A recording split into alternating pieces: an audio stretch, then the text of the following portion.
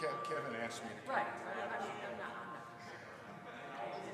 What's that? So either we tape it down and we reduce the risk of people tripping over it, or you can't just. How about if I pull it back and then move it back? You can just tell the story from here. What do you need? Do you need more space or something? Well, I was talking to Kevin about just that. seeing, and I've got my little visual aids here I'm going to be playing with. I mean, I just kind of want to... Put it where you want it. We do And have we'll to tape it down. get him with the camera. Yeah, put it where you need it, and then we'll tape it down. Move it over as far as you need. Okay.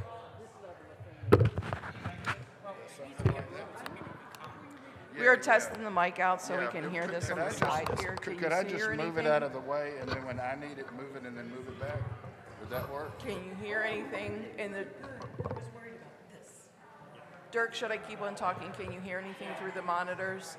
I'm checking the monitors out, and we are wondering if there's anything being heard from or coming out of the monitors for the choir. Okay, awesome, thanks.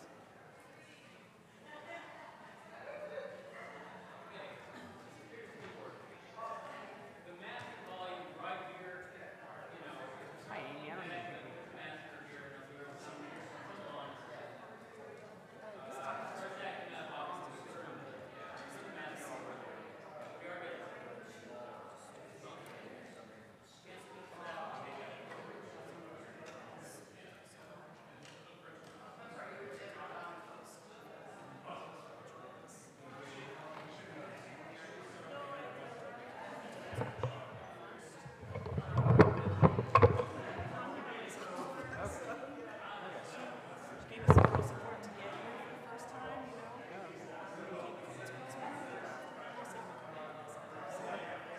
I've seen your name on some discs, so I'm working through them, and I usually contact them and see if you want to grab coffee or something sometime.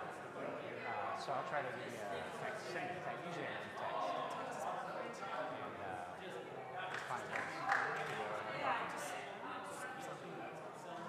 Well, thanks for jumping in and seeing the flyer. It's awesome. Great. It's really fun. This is ridiculous. Good. It's good to hear.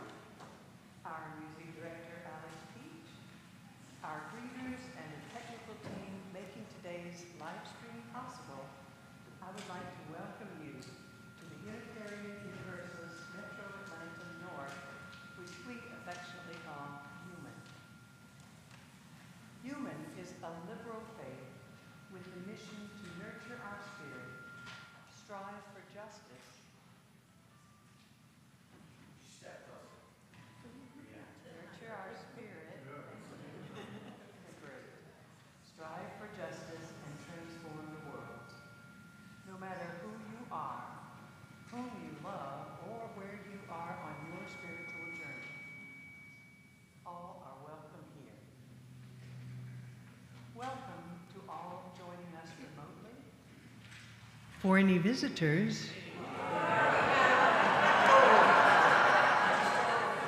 not starting over. It's all good. Welcome.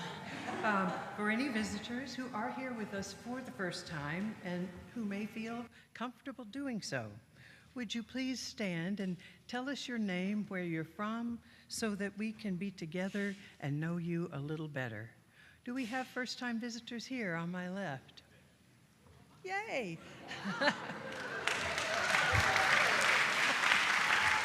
Oh, but please stay standing, and thank you so much. Can I start over here, please?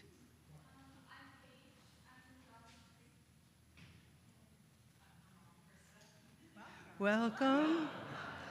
And here? Well, welcome home. Sir?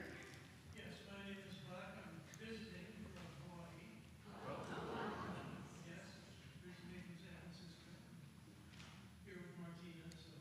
Oh, aloha, welcome. And back there, please.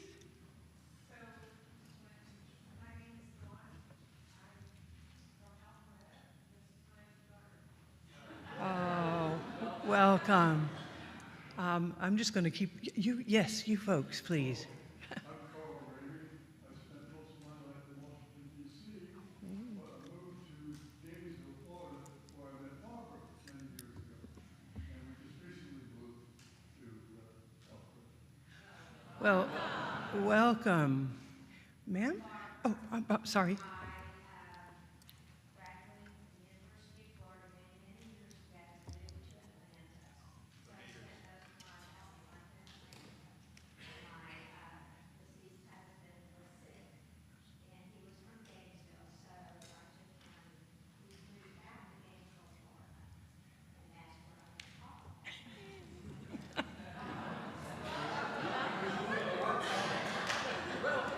We're glad you're here.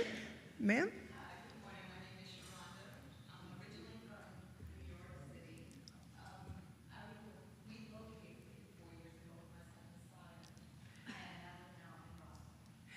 Welcome. Hi. Sir. My name is Terry Dockery. People call me Doc. I have a doctorate, which makes me Dr. Doc Dockery. I help leaders double their revenue, et cetera, business consultant. And for fun, I thought Reverend Dave might. I put the harm in harmonica and local bands around town.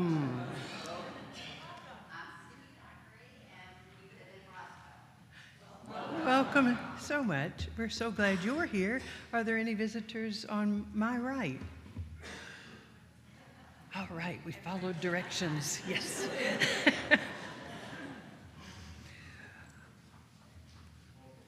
We have some announcements today. There are several adult enrichment offerings during our second hour. They're listed in your printed order of worship, along with the youth RE schedule and some upcoming UUMAN events. Our next UU 101 course will be held in the second hour on September 15th and 22nd. Everyone is welcome to attend. The course is especially relevant for people exploring UU and who are new to UUMAN. To register, please scan the QR code that you find at the greeter's desk or see Lynn Hannon for more information. There's Lynn. Oh my goodness. Guess what time it is? Time to start planning for the Harvest Moon Goods and Services Auction, or not. We have some big decisions to make. We need your input and your ideas. Please join us on the front porch immediately after service for a quick brainstorming session, which does not commit you in any way. We would love to have all past auction volunteers, lots of new faces, fresh ideas. See you on the porch after the service. Next Sunday will be a special service. It's our annual Blessing of the Animals. Please feel free to bring your furried, feathered, creepy, crawling animals in to be blessed. And now let us greet one another with the hand or elbow of friendship.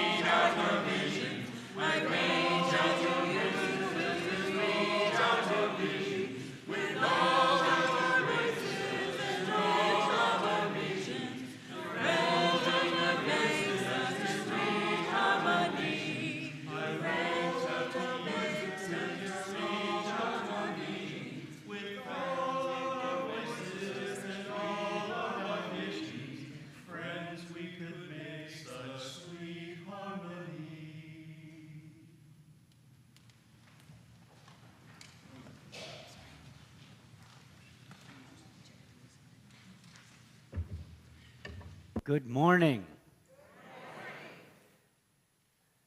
Today's call to worship is by Pema Chodron and Marilyn Sewell, who write, "That what causes all the pain on this earth comes from people not making friends with themselves and never being willing to communicate with one another. They consider to be the troublemaker. That's how we get caught in this battleground, this war zone. I am convinced that what is life-denying and what is repressive and false will be known as such, and that people who are basically good will follow a new way. Let us be some of those who step out and lead, who dare, once again, to bless the world. And now let us light our chalice together."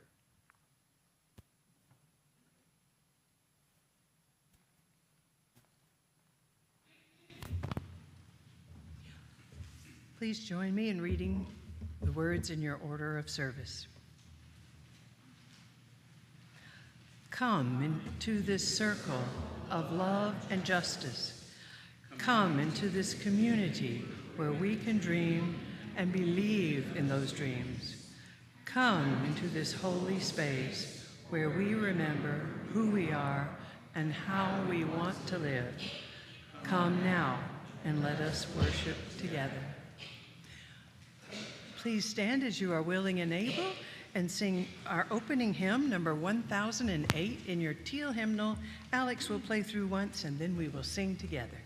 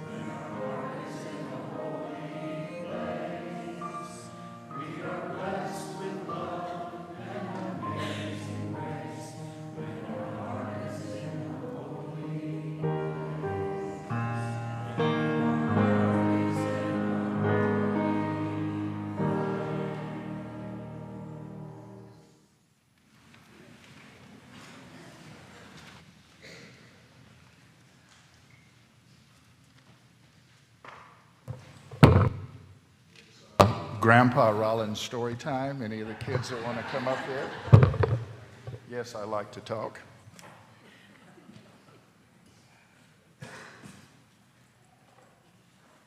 We can get the children to come up here. Thank you. Yeah. A story for all ages, young and old, everything in between, and maybe both at once, young and old. All right. Oh, wonderful, wonderful. Sound okay? Yeah. All right. Oh, terrific. Yeah. Okay, this is a story I call Both at Once, and it starts out with a story about Rabbi Jesus. I know you've all heard of him, very famous teacher, lived thousands of years ago, thousands of miles away. His lessons were very simple, but very important, and that's a really good way to be a teacher, right? Okay, like be kind and share with those who don't have enough. It's not complicated, okay. The place in the world where he used to live is now divided into two parts. Okay, you've got Israel, most of the people are Jews, and Palestine, most of the people are Muslim. And a lot of people over there want to be good neighbors and want to get along, okay? But there are some of the people over there who say, we don't like their kind. We want all of our own people just to be here, just us. Okay, so let's just imagine now Jesus were alive today, okay? And that's where he used to live, and someone came up to him and they said, Rabbi Jesus, are you a Jew or are you a Palestinian? Yes. Wait, what do you mean yes? Yes, I'm both. Wait, you can't do that. Yes, I can. No, you can't. Yes, I can. Okay. But we don't do things that way. Well, I do things that way, but how can you be both at once? Because I am a Jew, but I was not born in Israel. I was born in the West Bank, which is in Palestine. I am a natural-born Palestinian and a Jew at the same time. I'm both at once. I think that is so cool. Isn't that just so cool? Not being on one side or the other, but being both at once. Now, the both at once idea you can apply to all kinds of things. Like, do you like ketchup or mustard? Well, both, okay. Do you like basketball or ballet? Both, okay. Now, one more both at once story. Suppose someone came to me and they said, Grandpa Rollin, okay, I'm glad we got these guys here, they're gonna help. Do you like to play sports or do you like to play with dolls? Well, let's just see what I have in my toy bag. Yeah. All right, I have my soccer ball because I love sports. I like to charge down the field. I like to kick the ball hard. I like to get sweaty, and I don't always like to take a shower after I get sweaty, but I love sports. Okay, let's see what else I've got in here. Oh, my teddy bear. Yep. Love my teddy bear. Yeah, okay. Yeah, and you've got what are their names? This is Smokey. Who? Fluffy, okay. Checo, Fluffy. Okay. Okay, oh, Chaco, okay, yeah. Well, this is Smokey, okay, and I'm sure Smokey is very famous. Okay, oh, I just love to be here with all the kiddies on a Sunday morning, okay. Anybody want to hold Smokey? Okay, all right, yeah, well, wait a minute, share. Jesus said share, so you got to share them all. Okay. Oh, and by the way, I want to mention now, Smokey, I don't stick Smokey back in the closet in my home, okay? It's in my front room on a table at the back wall. You walk in my front door, you see Smokey, so everybody knows I have a teddy bear, okay? It's very important to me, okay? This is Curious George. Do any of y'all read Curious George stories? Oh, yeah, right, okay, I love Curious George. Woo-hoo, love the kitties, okay, yeah. And so, yeah, like Curious George, and another kind of both at once, you might say, Smokey and Curious George are very different. They're very different kinds of creatures. Smokey is very grown up, he's very serious, he protects the forest, he takes care of all of us, whereas George, thank you, is curious. And they're best buddies. Yeah, see, okay. So even though they're so different, George is silly. You know, he's very curious. He travels around with his friend, the man in the yellow hat, who's an explorer, and they go see the whole world everywhere. And so, yeah, love the kitties, love the kitties. George, I'm glad to see you are your usual excitable self. Okay, so that's another kind of both at once. You can have all kind of friends. It doesn't just have to be one type, okay? So, I think it's time now. All right, go to bed, guys. Okay. I think it's time now for y'all to head out to Children's Chapel. Okay? And Miss Lexi will guide y'all on out. Yeah.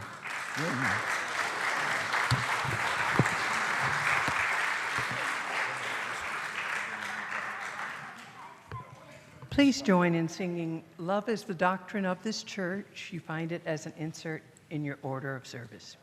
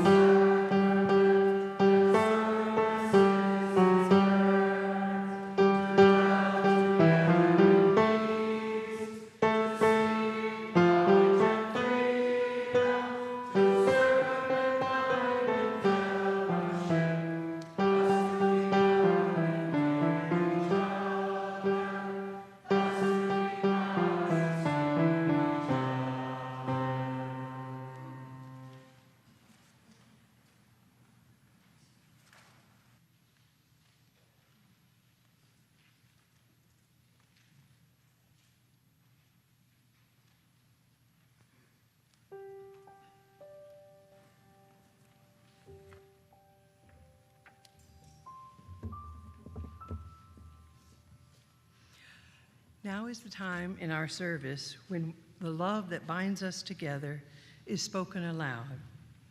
Within our loving community, we take time to share with one another our joys and sorrows. If you are so moved, please feel free to come forward, drop a pebble in the bowl, and express a joy or a sorrow that you may have. For those of you attending via our live stream, we hope that if you have a joy or sorrow, you will put it in the chat this morning.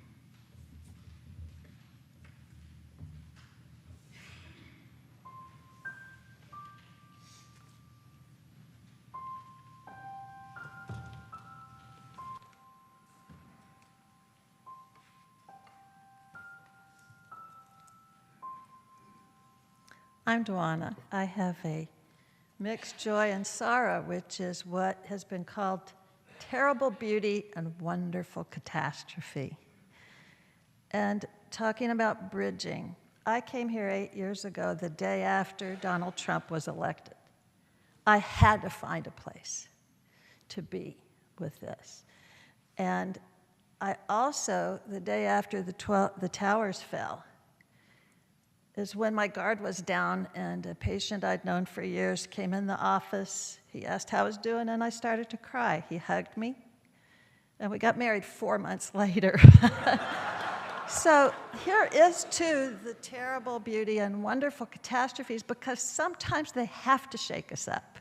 They have to say, not business as usual.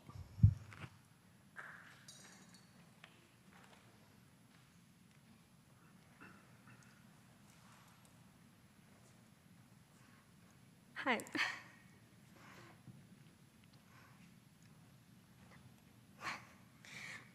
My name is Valeria. I'm a part of this congregation. I have 2 sorrows. This week has been really tough. So I'll share my personal one first. My grandfather passed away this week last year. And it's a joy and a sorrow because I got closer to my family. But my biggest father figure is gone.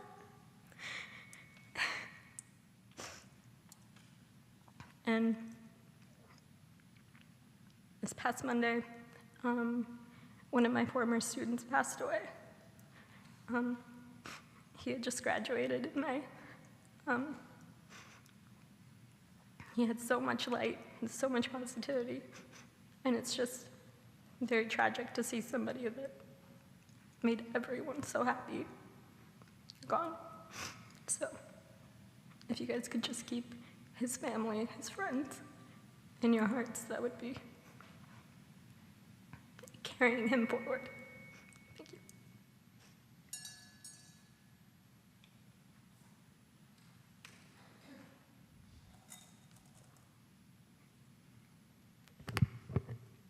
Good morning. I'm Martin Podorowski. I'm a member of this church. I have a Pebble of Joy for our daughter Gillian, who turned 14 this past week, and she got the chance to celebrate with her grandparents. And I also have a Pebble of Concern. My wife Erin is going in for a surgery this week, so please keep her in your prayers and your hopes this week.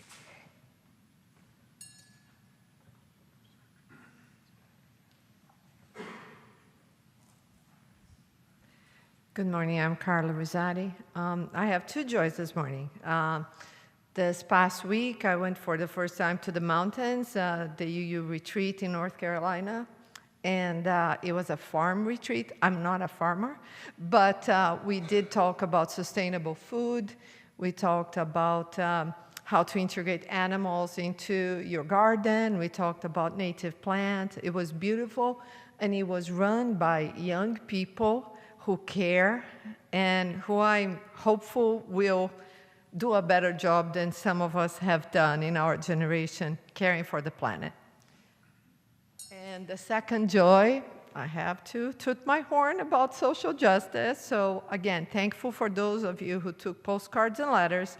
And after the service, right after the service, we'll be writing more letters if you want to join us, and we will feed you. So please come. Thank you.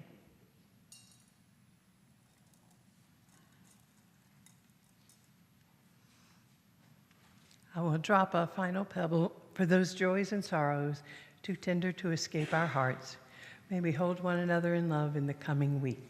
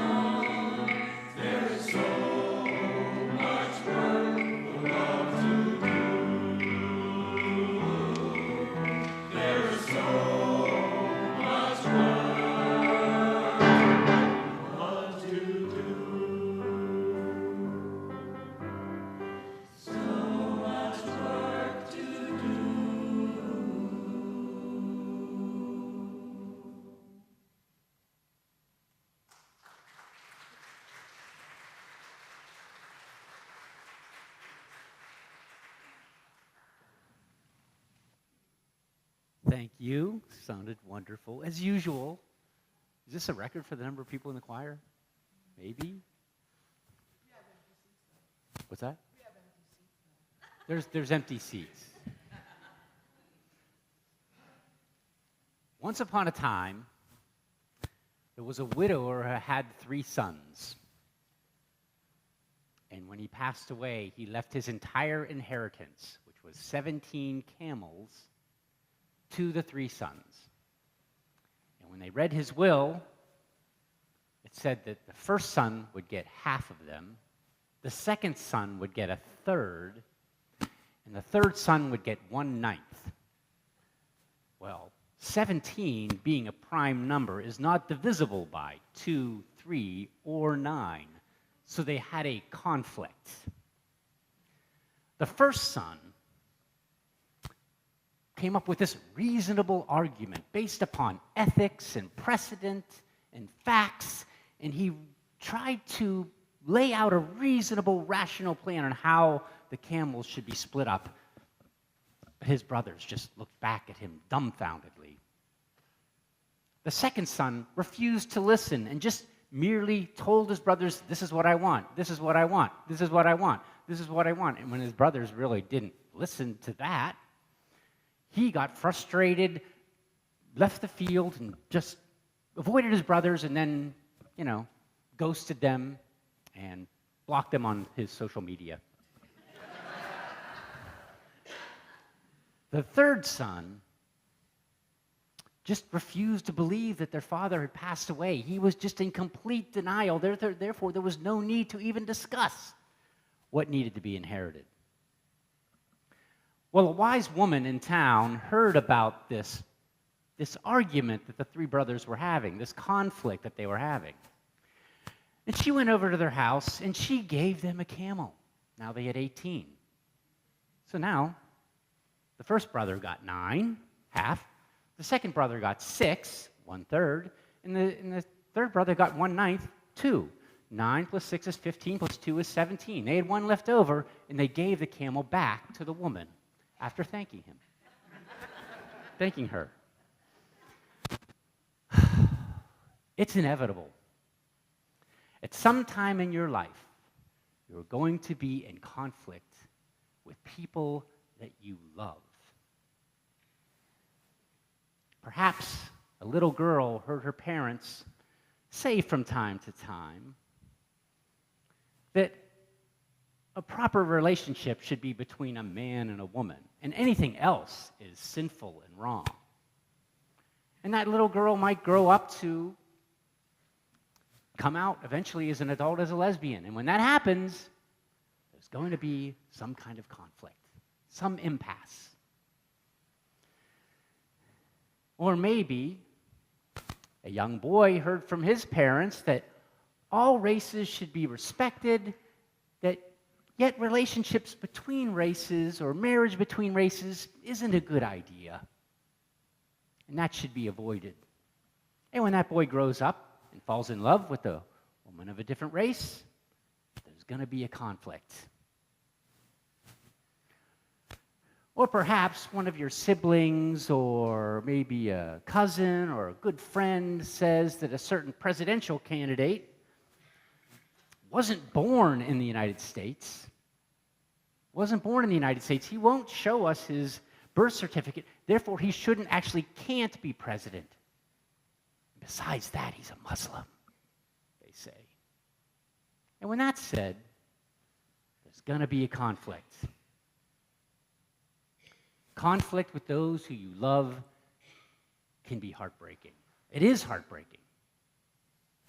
There's a conflict between either someone who raised you or you raised them, or somebody who mentored you or you mentored them.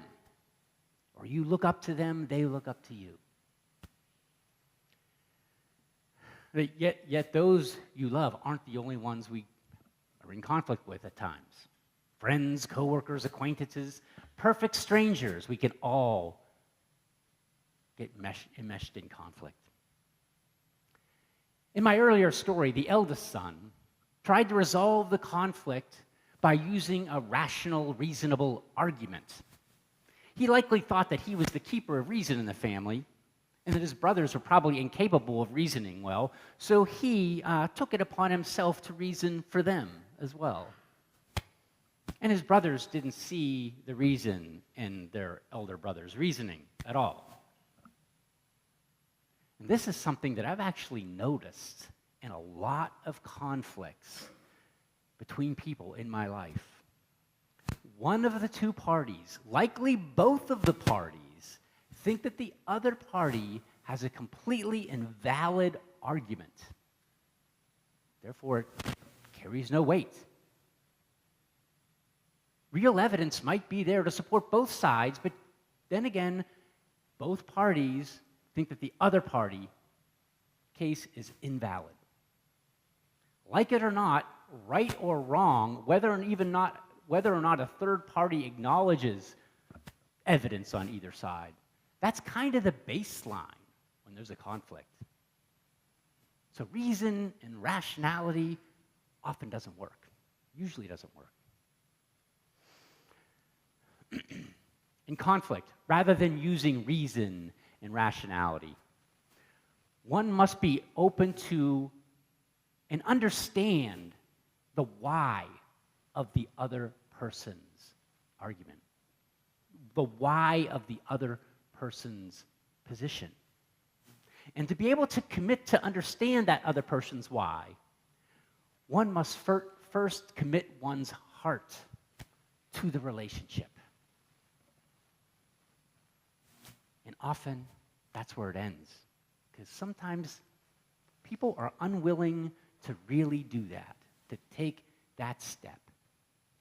And the conflict stays on that plane of arguing past one another, using some kind of reason or something like that, and they never connect. Kind of this is what son number 2 does in this scenario. He just states what he wants, states his case, doesn't listen. He's incapable of understanding his brothers because he isn't listening. He hasn't invested his heart and soul into the relationship. He's just telling what he wants. And ultimately, they just talk past one another, and then he gives up and blocks them on social media, leaves the field. Yet if one does have the courage to invest their heart into a conflict, they might begin to comprehend the root of the problem. Comprehension involves uninterrupted listening and asking open and non-threatening questions. And maybe when you hear the person you're in conflict with talking about what they're saying, you might hear some values that are important to them.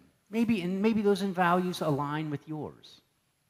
Or maybe when they're talking, you hear some fear in there. Because fear is a huge motivator in conflict.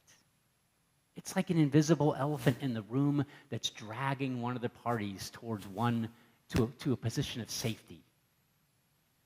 Fear is perhaps the biggest motivator for people in conflict. Fear is what motivates son number 3 in our story. He's not able to come to grips with the passing of his father. He's living in denial. And when you live in denial, you basically cut yourself off from all healthy choices that you can make to resolve the conflict. You can't address it when you're in denial.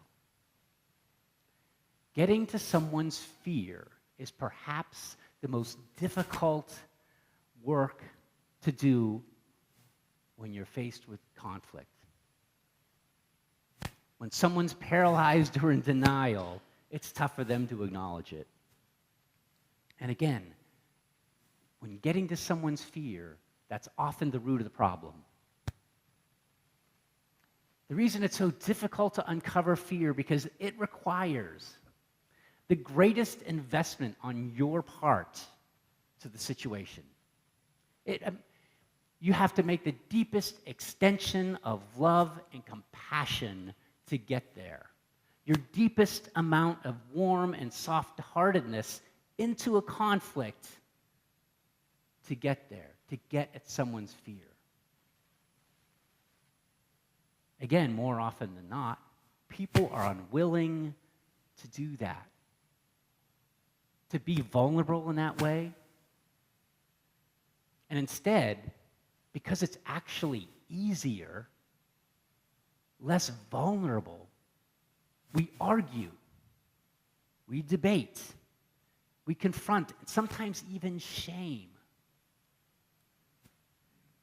Social worker and researcher Brene Brown writes, "Shame never drives positive behavior. What shame drives is rage, anger, rationalization, and blame. Let's say some white supremacists or the KKK or neo-Nazis are marching through town, and you say, hey, let's go shame them. Let me tell you, if they weren't ass high in shame already, they wouldn't be walking through town." I think about that statement a lot. Many people are in conflict with organizations like the KKK or neo-Nazis or Proud Boys. There's a lot of undisclosed, denied fear in those organizations. When I think of those groups, there's a boatload of trauma there. A lot of abuse, neglect. People probably who their whole lives were told that they're nobody, and there's somebody else going to make your life worse. If love were a nation, those folks are like the wandering refugees who never set foot in their homeland. Extending love and compassion to the KKK, Proud Boys, white supremacists might seem like a bridge too far. Crossing that bridge might trigger your worst nightmares. Yet that distance to that bridge is relative. I've seen people with very mundane conflicts where that distance is very short. When faced with a small conflict, they're like, I can't do that. I'm out of here. Far, far away, so that there's plenty of room to engage and heal in some way, despite the fear, because when you get down to it, the fear is always there, and it's not going away. You just have to deal with it. One person who has pushed that bridge very far away is an African-American blues musician named Daryl Davis. There was a thing on NPR on him several years ago. This is from NPR. For the past 30 years, Mr. Davis has spent time befriending members of the Ku Klux Klan. He says once the friendship blossoms, the Klansmen realize that their hate might be misguided. Since he started talking with the members, he says 200 Klansmen have given up their robes. And when that happens, he collects the robes and keeps them in his home as a reminder of the dent he has made in racism by simply sitting down and having dinner with people. Mr. Davis befriended the Imperial Grand Wizard of the KKK, the highest-ranking member in all of it in the United States, and ultimately convinced him to turn over his robe and hood. That former wizard made Mr. Davis his daughter's godfather. Mr. Davis, again, after making friends with many of Maryland's KKK, that organization kind of went defunct. But then it kind of got rebuilt by a Confederate white knight named Richard Preston. At the Unite the Right March in Charlottesville in 2017, Mr. Preston was arrested for firing his gun at counter-protesters. Mr. Davis, this African-American musician, bailed Mr. Preston out of jail. took him to the National Museum of African American History in Washington, D.C. And later, when Mr. Preston was going to get married and there was no one to walk his wife down the aisle, he asked Mr. Davis to do it. When I read that on Wikipedia, I'm like, I cannot believe this. This has to be BS. But I researched, I saw articles, I saw pictures of him doing it. Now that is a man committing his heart and soul and extending love into a conflict. What courage. What courage. There's no getting around it. There's perhaps no other way to create a courageous environment for such groups, hate groups, called hate groups, or for anyone really who's paralyzed by fear or in denial of a situation. We must have the courage to push that bridge far, far away.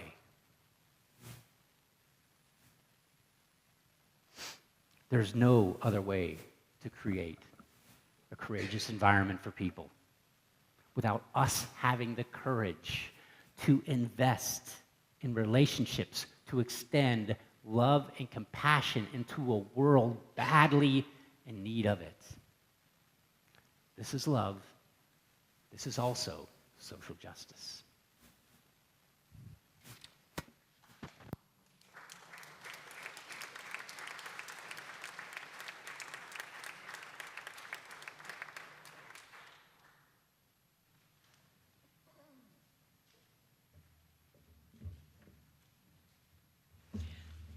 In an effort to fulfill and further the vision and mission of this congregation, we ask that our members and friends share of their time, treasure, and talents.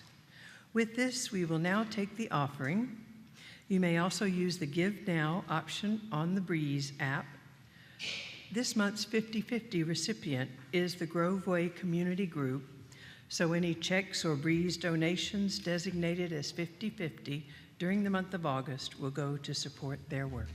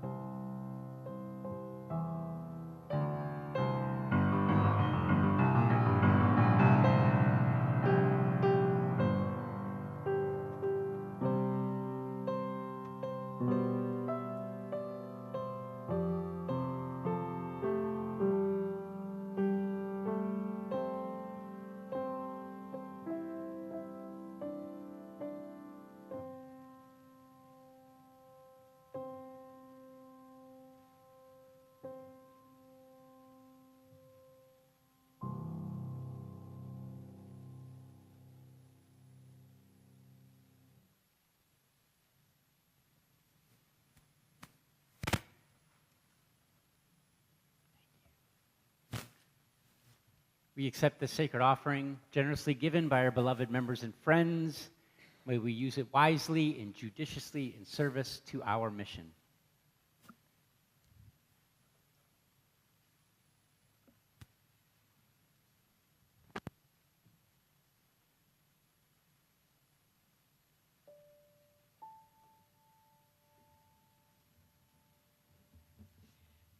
A reading entitled Challenging the Other by Kogyam Trungpa.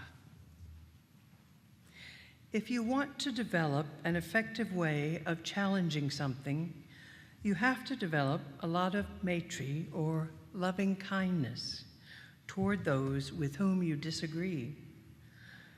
Loving kindness comes with the understanding that one has to become one with the situation. It is necessary to learn to understand the other side, to make friends with those whom you disagree with, in order to see and understand them clearly. This requires a longing for openness, overcoming the barrier you have formed between yourself and the other.